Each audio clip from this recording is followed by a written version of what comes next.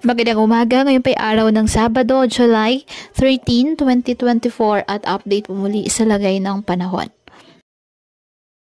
Ayon sa Pag-asa, patuloy po na umiiral ngayon o nakakapekto sa ating bansa ang southwest monsoon o habagat. Apektado nito ang western section ng Southern Luzon, Visayas at Mindanao. Samantala, patuloy po na minomonitor ang isang sama ng panahon sa labas ng Philippine Area of Responsibility.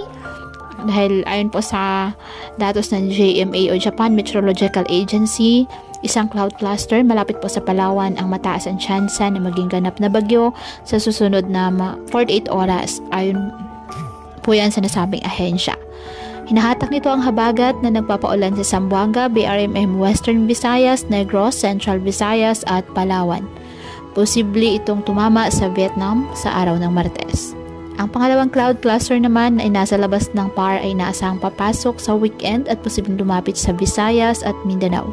At ayon sa ilang ang weather models ay posibleng dumaan malapit sa Eastern Visayas, ngunit posible pa rin na magbago ang mga nasabing forecast.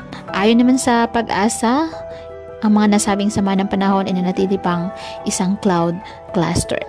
Okay, patuloy lamang po na magantabay ng iba pa nating weather updates at sa updates po na ipapalabas ng Pag-asa.